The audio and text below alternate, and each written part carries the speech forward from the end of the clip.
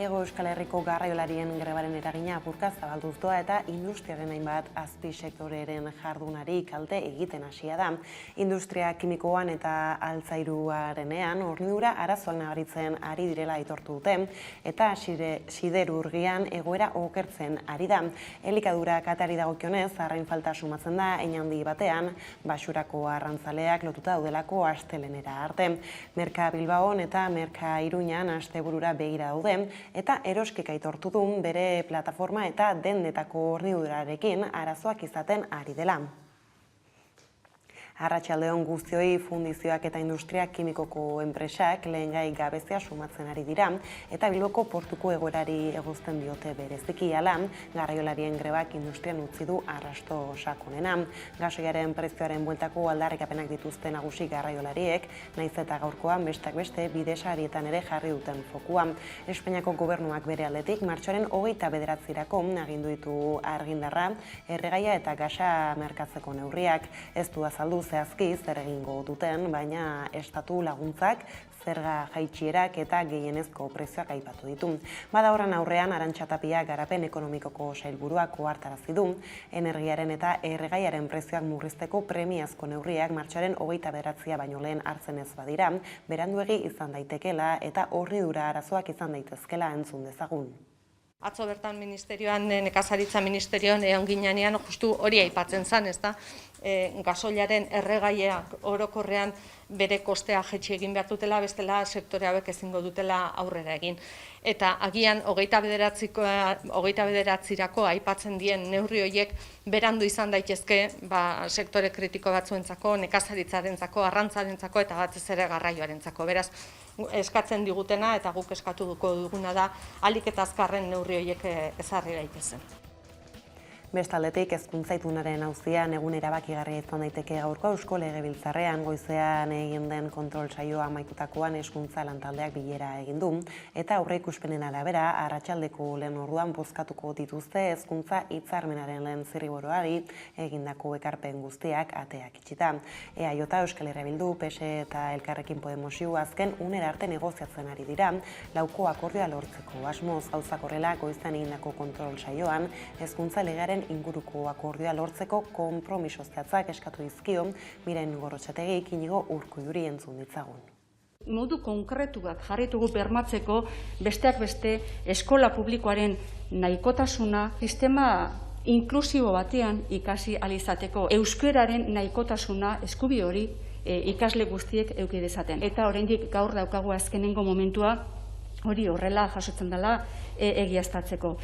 Orain, hortik aurrera, eta hau da nire ardura, eta nik nahiko nuke sinistu, zure gobernua prest dagoela, gero lege proiektura eramateko.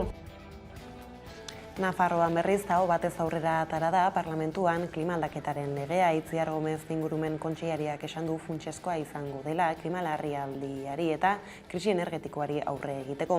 Testuinguru honetan Adolfo Araiz Euskal Herria Bilduko legebiltzarkideak azpimarratu du denbora agortzen ari dela eta gaurko erabakiek etorkizuneko ongizatea zehaztuko dutela entzun dezagun. Nafarroak bat egin behar du une historiko honek eskatzen duen ekintza klimatikoarekin. Horretarako lidergo instituzionalarekin batera gizarte mobilizazioa funtsezko izan behar da konpromiso tasatu eta lotesleak planteatzen dituen ibilbide horri bat garatzeko euskal erakunde guztientzat eta klima aldaketaren aurkako borrokan interesa duten eragilentzat. Bestaldetik, korrikaren 22. edizio asteko 2 asteren faltan, ehunka herri eta auzotan korrika batzordeak lanean ari diren unean, Iruñean eginda lehendabiziko aurkezpen soziala 60 gonbidatu baino gehiagorekin. Herri bat zain dagoela esan dute, ekimen honekin Maite Minuta euskararen gogoa zabaltzeko prest.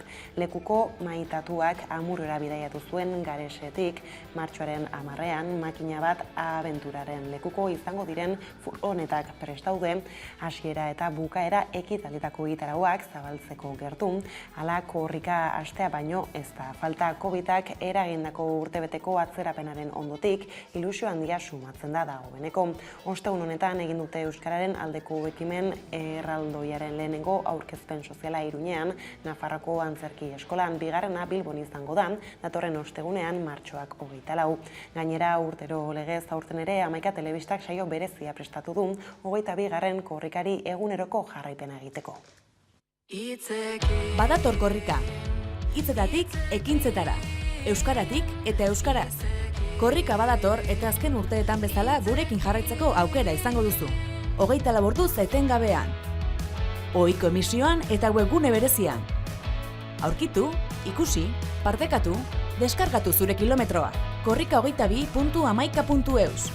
Aurten ere, korrika 11. Amaika. Euskaraz, gertutik eta konfiantzaz. Gai zaldatuta berriz Auzitegi Nazionala Blancoren hilketaren auzia berriz irekitzaren alde agertu da. Garcia Castellón epaileak tramiterako onartu du Dignidad y Justiziaren salaketa bat. 9 lagun auzipetu nahi dituzte garai hartan etako buruzagitzako partaide izatea egotzita. Bestak beste Marisol Iparagirre eta Mikel Albizu. Zehazki Ermuko PPko zinegotzi Miguel Ángel Blancoren hilketaren erantzule izatea egotzi die elkarteak Iñaki Graziari, Marisol Iparagirreri, Asier Oiartzabali, Juan Carri Iglesiasi, Mikel Albizuri, Vicente Goikoetxeari, Jokin Etxebarriari, Josetxo Arizkureni eta Carlos Ibargureni. Hilketaren egile intelektualtzat jo dituzte, ura gertatu zenean etaren buruzagitzaren parte zirelakoan. Manuel García Castellón epailea kasua berriz irekitzaren alde agertu da, ikertzeko ea etaren batzorde exekutiboko kideek Blanco hiltzeko agindua eman oten zuten edo omisioz bide eman zuten. Horretarako hori argudiatzeko epaileak azaldu du, gutxienez 48 ordu izan zituztela ekintza geratzeko, eta beraz, posible dela haien erantzunkizuna zenbaterainokoa den zehazteko ikerketa bat hastea. Hala Guardia Zibilari inteligentziako peritu txosten bat egiteko eskatu dio, hilketaren garaian norainoko ardura zuten zehazteko. Telerroburuekin bukatzeko berriz, Iban Kolonaren kondena etetea erabaki du Frantziako justiziak preso korsikarraren osasun egoera dela eta hartu dute erabakia. Frantziako barne ministroak agerraldia egin du bart eta presta agertu da egindako solasak agiri baten bidez finkatzeko. Izan ere, Frantziako legearen arabera presoen kondena etetea erabaki dezake justiziak baldin eta hil edo biziko egoeran bada, Kolona koman dago hain zuzen ere martxoaren 2 kartzelan jasandako jipoi baten ostean. Horrez gain, Frantziako polizia uartean eginiko lana txalotu du berriz ere barne ministroak. Oroitarazi du 30 polizia zauritu direla istiluetan eta esan du kaleko indarkeriaren presiopean ezin dela eztabaidatu. Istiluen harira 5 lagun atxilotu dituzte gainera eta ministroak zehaztu du 6 ikerketa abian direla. Azken astetan izandako matxinadak gogorki gaitzetsi zituen eta segurtatu zuen ez dela impunitaterik egongo. Oro har, alderdi nazionalistek zehaztasun falta egotzi diote eta bea direla azpimarratu dute. Lerroburuak horrela heldu diezaiogun eguneko argazkiari. Garraio sektoreko 5. greba egun honetan bidesarien kontra egin dute Gipuzkoan egindako kamioi karabanan. 100 kamioi baino gehiago elkartu dira Oiartzunen eta Donostiarantz abiatu dira, goizean Adegi eta Gipuzkoako batzar nagusien egoitzetatik pasata. Horrez gain, atzo ez bezala gaur piketak egon dira Bilboko portuan, tentsioa egon da, eta ertzaintzak lan egiten jarraitzen duten kamioilariak eskoltatu ditu porturaino. Edonola ere, garraio sektoreko lanuztaren ondorioak ugaritzen doaz, eta zenbait sektoretan jardunari kalte egiten hasi da, esaterako esne industrian, industria kimikoan, arrantzan edota siderurgian. Garraiolariek astelehenean hasitako greba mugagabearen ondorioak ugaritzen doaz, eta hainbat sektoretan jardunari kalte egiten hasia da. Esaterako arrantzan edota industria kimikoan eta siderurgian ere egoera okertzen ari da. Elikadura katiari dagokionez, oro har supermerkatuetatik lasaitasun mezua helarazi dute. Adiraziz, elikagaien hornidura oraingoz bermatuta dagoela. Produktu zehatz batzuk urritzen hasi diren arren. Izan ere, Merkabilbao azaldu duenez, greba hasi aurretik merkantzia nahikoa pilatu zuten. Hori bai, arrain falta sumatzen da. Hein handi batean, basurako arrantzaleak lotuta daudelako astelnera arte. Garraiolarien grebaren eraginez, ez baitago biltzen duten arraina partituko duten garraiolaririk. Eta ez dute arriskatzerik nahi. Guk ez dugu posible arraina ekarri lehorreaz, gero espada bere tokira ematen. Eta orduan, gu gehatikea ez gehiago kerroa ezartzen gaitik. Bestalde, esne industrian, Espainiako Esne Industriaren Federazio Nazionalaren arabera, esnea biltegietan pilatzen ari da. La leche se acumulan en los silos y a partir de ahí esto es un drama. Halaber, Euskal Herriko nekazarien elkartasunak nabarmendu duenez, grebaren eragina oso kaltegarria izan daiteke. Transportearen dependentzia alakoa denez, indarra hori dute transportistek eta segurazki haiek ere bai dutuzte franko arrazoi grebara joateko, baina kalteak handiak izan daitezke. Hego Euskal Herriko esne ekoizle nagusiek ordea ohi bezala dihardute lanean eta ez dute arazorik izan produktuak banatzeko. Ditugu arazorik izan. Bai Euskadin eta Nafarron jarduera normaltasunekin egingo dugu. Bilbon eta Pasaiako portuetan tentsioa egonda ostiral honetan.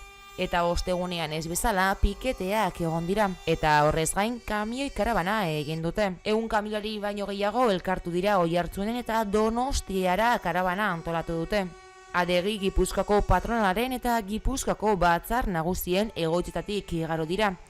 Mobilizazio horretan bidezarien kontra egin dute. Gure ustez errepideak ondasun publikoa dira, garraiolariak zerbitzu publikoa egiten du, mantenua izango dira publikoa da, ez jarri bidezariak errepideetan.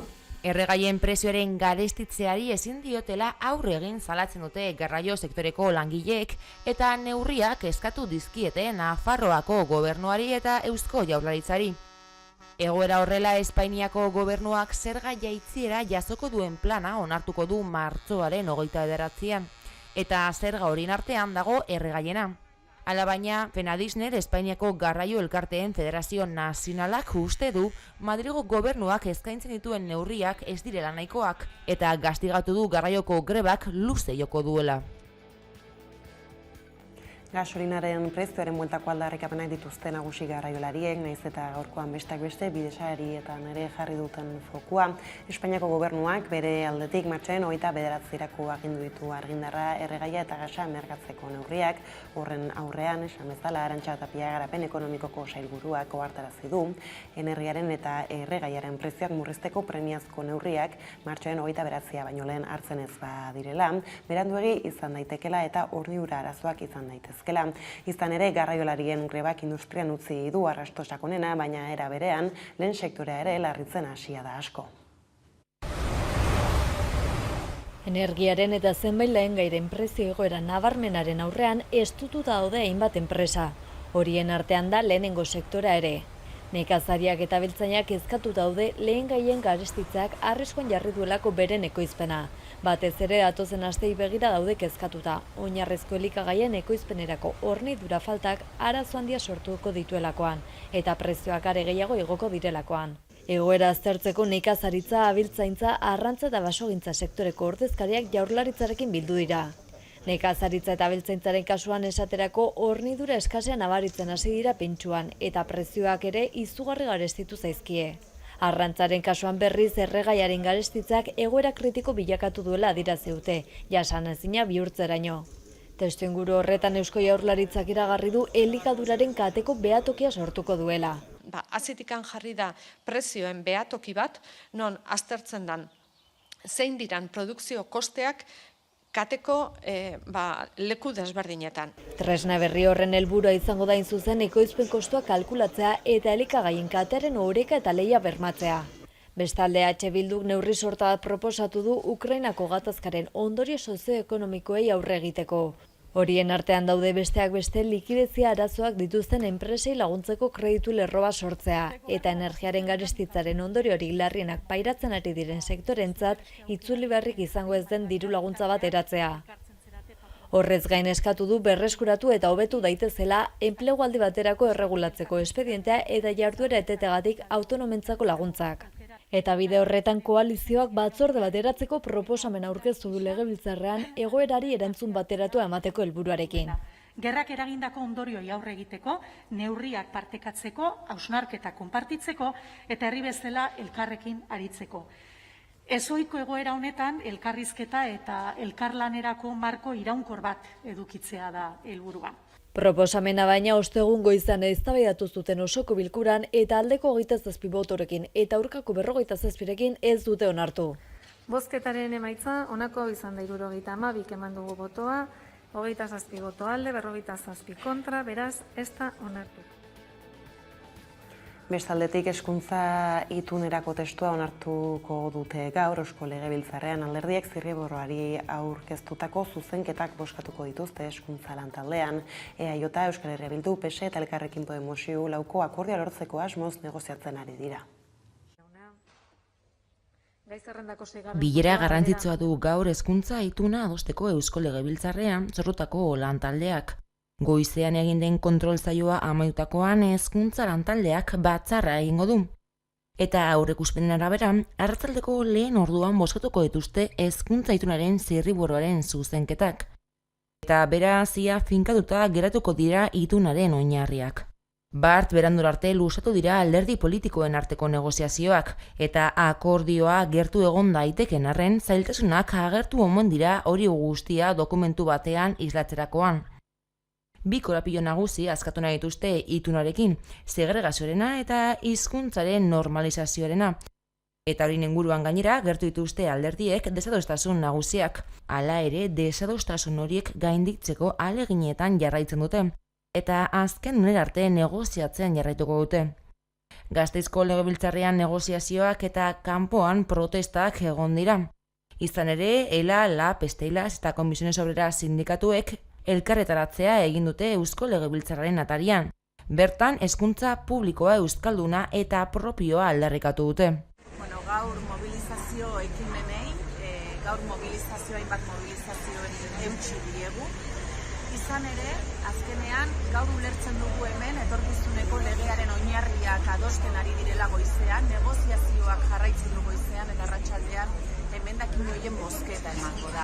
Momentuz greba eta mobilizazio deialdiei eutziko dietela adierazi dute. Hezkuntza itunerako testuak aldaketa esangurantzuak eta nahiko zehaztasun jaso ezean. Izan ere, martxoaren 25erako hezkuntzan greba deitu dute eta hilaren 28an protesta egingo dute. Lanuztea aipatuta greba eguna zuten atzo Bizkaiko zaharretxeetako langileek ELA eta LAB sindikatuek deituta. Bestak beste eserialdiak egin zituzten eta lanbaldintzak hobetu daitezela eta Bizkaiko Foru Aldundia inplikatu dadia eskatu zuten. Bertan izan zen Aiara Deurreta kazetaria. Bizkaiko zaharretxe pribatutako langileek 3. greba eguna dute. Lan hitzarmenaren negoziazioaren blokeoa salatzen duten eta Bizkaiko Foru Aldundia erantzuletzat jo dute. Gainera, blokeoa konpondu beharrean patronalari men egin diola ohartarazi dute. Baimena emoteotze patronalari nahi da benaitzeko egoitzetan eta topaten duguna da langileak oso nekatuta dagozela, zerbitzua ez da kalitatezkoa eta holan segidu eskero bastakigun undan baitzuko dugun. Egoera horrela, LAB sindikatuak protesta egin du eta Bizkaiko Foru jauregira sartzen saiatu dira, baina atea itzi diete. Ondoren protesta egin dute jauregiaren atarian eta adirazi dutenez, Sergio Murillo Bizkaiko Ekintza Sozialeko diputatuari bilera eskatu arren oraindik ez dute erantzunik jaso. Bilera eskaera egin diogu Sergio Murillori Ekintza Sozialeko diputatuari, momentuz ez dugu erantzunik jaso eta batzar nagusietan hitzartzea egiteko ere eskaria egin dugu. Era berean ELAk protesta egin du Deustuko zubian elkartu dira eta eserialdia egin dute trafikoa geldituz. Ostean manifestazioa egin dute Deustuko zubitik. Egoera horrela, bai ELAk, bai LABek azaldu dute mobilizazioekin jarraituko dutela. Osakidetzako garbiketa kontratetako langileek ordea greba egingo dute apirilaren 7, 8 eta 9 hitzarmen berriaren negoziazioaren alde eta langileen homologazioa mantentzaren alde. LAB, UGT, Komisiones Obreras eta ESK sindikatuek deitu dute lanuztean. Osakidetzako garbiketa kontratak grebarago azleropean. Grebaren berri eman dute ostegun honetan Bilboko Lakuako gobernuaren ordezkaritzaren aurrean egindako kontzentrazio batean. Langile funtsezkoak badira, baldintza duinak merezi dituztela defendatu dute. Ahora invisible, ayer imprescindible, ahora invisible.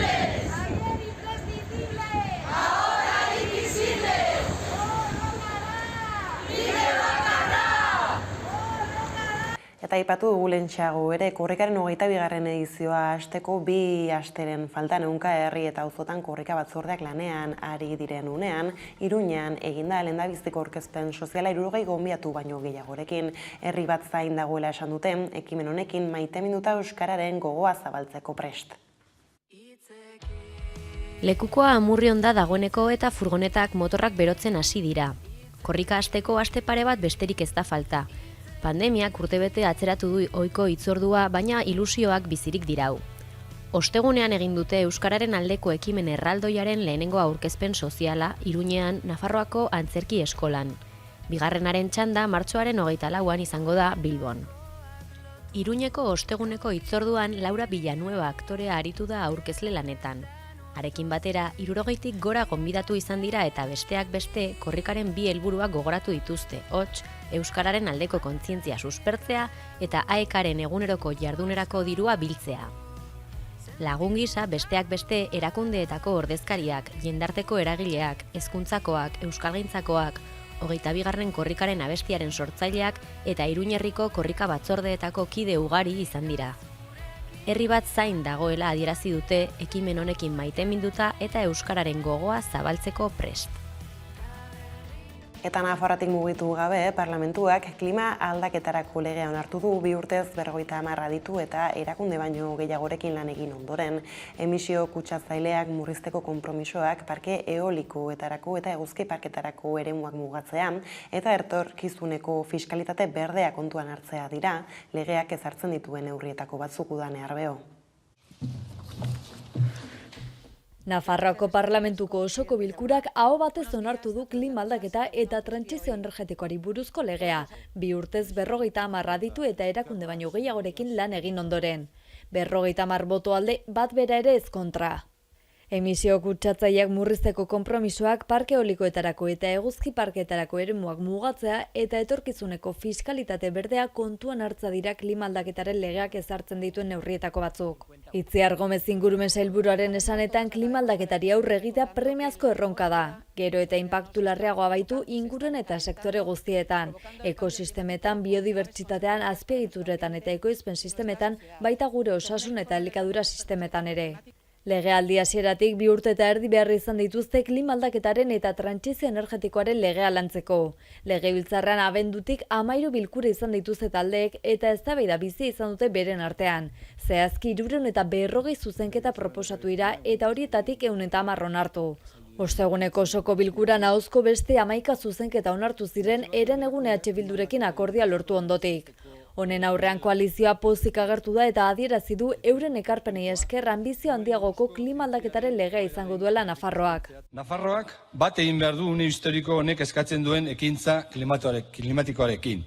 Horretarako lidergo instituzionalekin batera gizarte mobilizazioa funtsezko izan behar da konpromiso tasatu eta lotesleak planteatzen dituen ibilbide horri bat garatzeko euskal erakunde guztientzat eta klima aldaketaren aurkako borrokan interesa duten eragilentzat. Dagoeneko Nafarroak hainbat neurri hartu ditu. Hala nola hondakinen legea eta haren fiskalitatea, ekonomia zirkularra garatzeko agenda, alkatetzen itunari eta 2020ko agendari atxikitzea edo hiri erabilerako uraren ziklo integralaren plan zuzentzailea. Era berean energia berriztagarria sustatzeko betebeharrak eta haien kokalekuen mugak ezartzen ditu. Biomasa sustatzeko plan bat. 2030tik aurrera eraikin berrietan erregai fosilak kentzea eta eguzki plakak erabiltzea. Debekatuta dago gaueko argi apaingarria jartzea eta debekatuta dago pertsona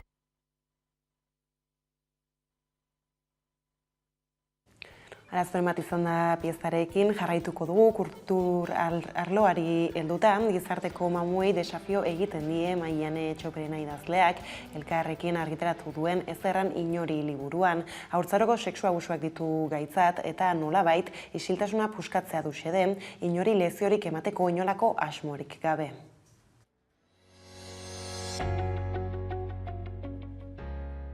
Isiltasuna puskatzeak bere zailtasunak ditu, eta zentzu horretan eskerrak eman nahi dizkiet isiltasun hori puskatzeko baldintzak sortzen lan egiten duten guztiei. Baita zuzenean ni liburu hau idazteko prozesuan lagundu nautenei ere. Liburuak Lideren istorioa kontatzen du, Lider da protagonista nagusia eta berari gertatzen zaizkionak kontatzen ditu nagusiki liburuak, irakurleak lehen kapitulutik bertatik jakinen du aurra zela bere bizilagunak berataz abusatu zuela edo sexu abusu bat egin ziola. Eta lehenengo kapitulua hori da, eta gero narrazio osoan zehar kontatuko dira Lidek nerabezaroan eta gaztaroan sartu dela sexu abusu horren ondotik bizi dituen guztiak. Piztiak talde ondarrutarrak 30 diskoa kaleratu du bere 30. urteurrenaren harira. Txomin Uribek sortutako begietara begiratua bestia aurkeztu dute diskoaren aurrerapen kanta gisa. Gainera, ondarrutarrak kontzertu birarekin martxoaren 26an hasiko dira Algortako Barri Kultur Elkartean. Nerea Garzia.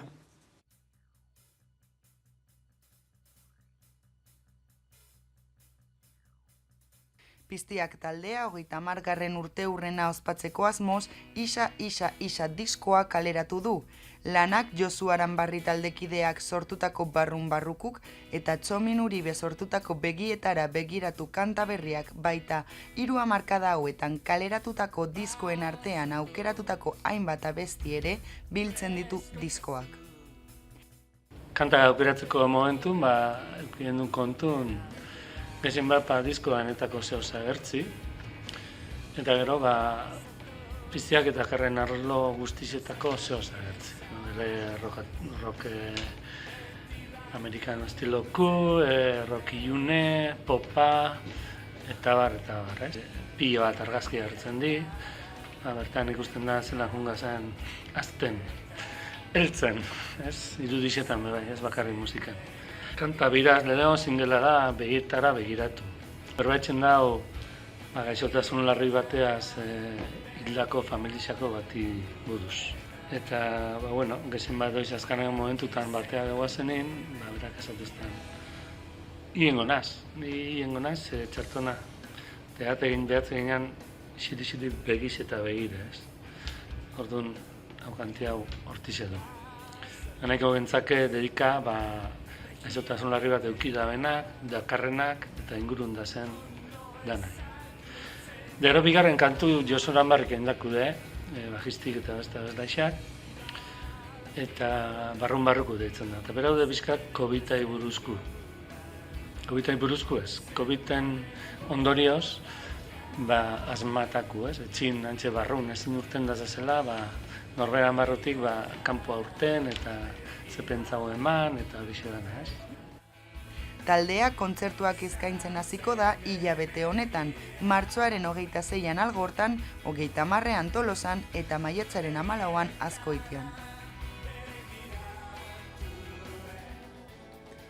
Ostiraleko kontuak horrela direla iritsi gara albistegiaren bukaerara. Gaurkoan Zetak taldeak Erramun Martikorenarekin batera argitaratu berri duen kantuarekin agurtuko zaituztegu.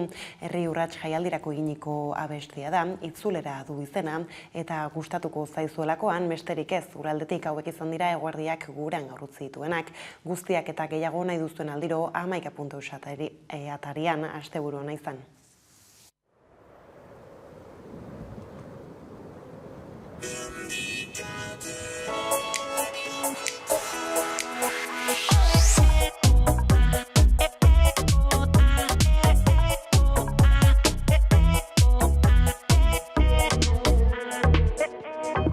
Zurekin mintzo direla diote xoriek, esan zer kanta egin dizuten. Zein gertu gauden sentitzen alden amaiurren, hori diote baikorrin ere mugalari hoiek, mendikate honek lotuta zure zaurian ire.